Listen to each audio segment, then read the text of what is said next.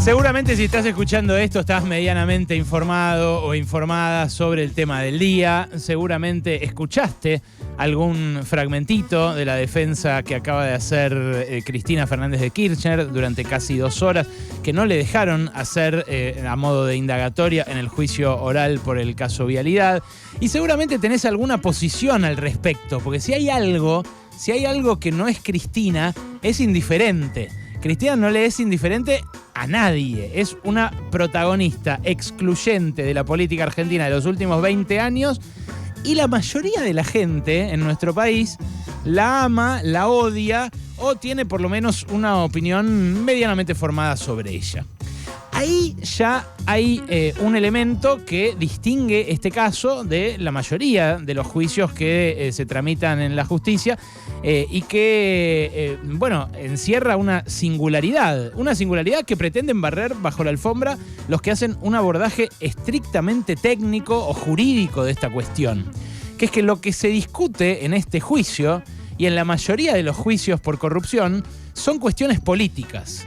Se discute la orientación del país, porque en función de quién gana y quién pierde, se termina definiendo de qué trabajamos, cómo trabajamos, por cuánto trabajamos, qué recursos explotamos como sociedad, cómo repartimos esos frutos entre la misma sociedad. O sea, todo lo que se supone que en una democracia definimos democráticamente. Y por eso lo judicial es político y lo político es judicial. Porque afanan todos. Unos porque dicen que solamente así se puede hacer política sin ser empleado del establishment. Me acuerdo que una vez llevaron al paroxismo este razonamiento diciendo que no se podía hacer política sin corrupción, de modo independiente, desde el lado popular. Otros porque dicen que así destierran a los chorros. Un argumento muy curioso. Chorear para que no vuelvan más los chorros. ¿Eso quiere decir que sean lo mismo los dos bandos? No, muy por el contrario. Lo que significa es que la obra pública es sinónimo de corrupción bajo el signo político que sea y que de algún modo nos acostumbramos a tolerar, los argentinos, las argentinas, que la política se financia así y que un puñado de empresarios amigos del poder, hablábamos recién de Nicky Caputo, pero podríamos hablar también de Lázaro Báez, por supuesto, que es a quien centralmente se investiga acá, y podríamos hablar de un montón, de un lado y del otro, a que esos empresarios amigos del poder nos acostumbramos a que se enriquezcan también de esa manera. Pero el problema, además de ese, que es un problema, por supuesto, es que los jueces definan con su sentencia el rumbo político del país. Porque a los jueces no los votó nadie. Y los jueces, al haberse judicializado la política, están decidiendo para dónde va el país en términos de su democracia, de su rumbo político. De la doble vara judicial no tengo que hablarles ni argumentar demasiado porque está recontra a la vista. Yo este caso, el caso de Vialidad, ayer les decía, conozco, escuché todo lo que dijo Cristina recién, escuché parte de los alegatos, leí parte de lo que ventilaron las querellas, pero la verdad no lo estudié tan en profundidad como otro caso que sí estudié porque nació a partir de una denuncia mía, que es el caso de las autopistas del Curro. Macri aumentó la tarifa, el peaje de las autopistas cuando todavía su familia, o sea, sus hijos, tenían acciones en la concesionaria de esa autopista. Esa autopista aumentó el valor de sus acciones por 4 y recién después Macri vendió esas acciones al cuádruple del valor. Después Dietrich le extendió por 12 años la concesión a los que eran socios de Macri hasta hacía 5 minutos y les garantizó que van a cobrar $800 millones por eso.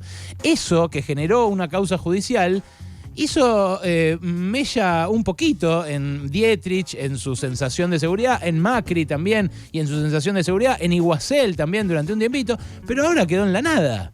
Entonces, que el Poder Judicial tiene una doble vara evidente frente a los distintos bandos de la política argentina es algo que no le escapa a nadie. La justicia está más desprestigiada todavía que la dirigencia política y ha hecho muchísimo por ese desprestigio. Los jueces no pagan ganancias, los jueces son absolutamente inmunes a y absolutamente indiferentes a lo que les pasa a los decenas de miles de presos sin condena condena, que superpueblan nuestras cárceles. Los jueces son lo más antipopular que hay. Ahora, los jueces, siendo así de antipopulares, deciden sobre el rumbo de la democracia que debería definir el pueblo.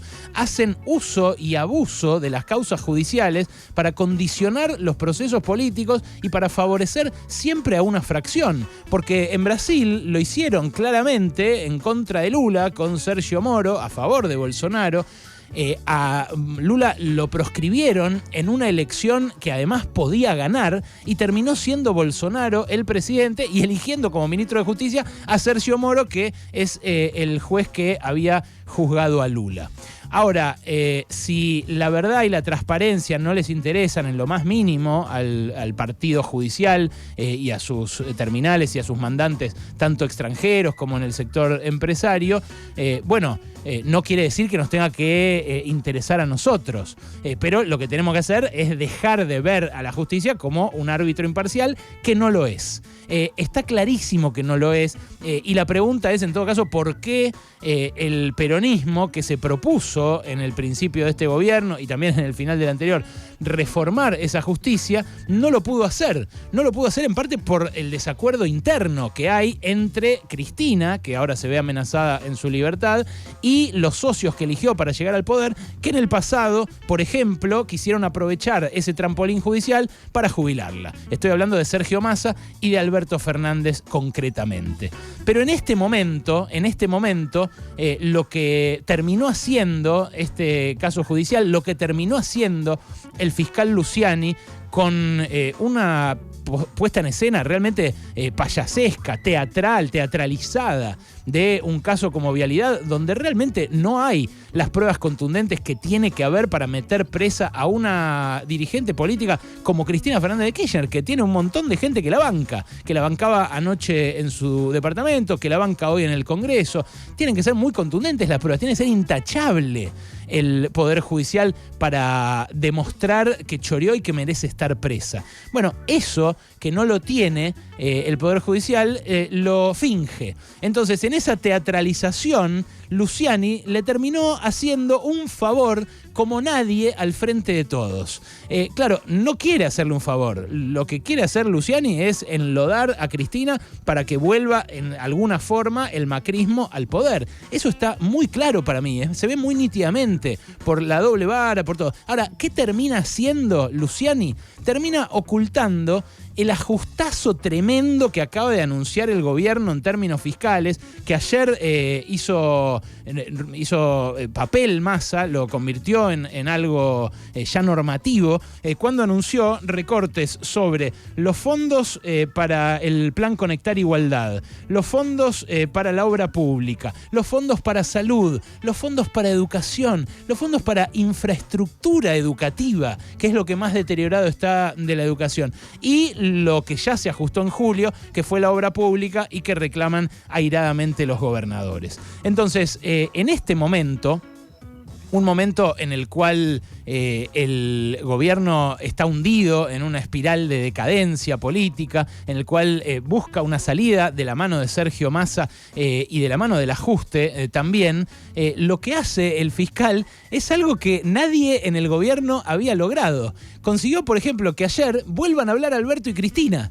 Alberto y Cristina, desde que lo nombraron a Sergio Massa, no habían hablado más y habían vuelto a esa dinámica autodestructiva mutua en la cual, empezaban a decir mierda cada uno del otro, en la cual Cristina empezaba a decir que lo de Massa no funcionaba por la inutilidad de Alberto, en lo cual Alberto empezaba a acusarla a ella de ser un lastre para el gobierno por este tipo de situaciones. Bueno, en estas situaciones lo que suele pesar para la opinión pública es cómo vive. El ajuste va a teñir la perspectiva de muchos respecto de si Cristina choreó o no, porque en 2011, cuando fue reelecta con el 54%, había un montón de investigaciones judiciales y a la mayoría de la gente no les importaban nada.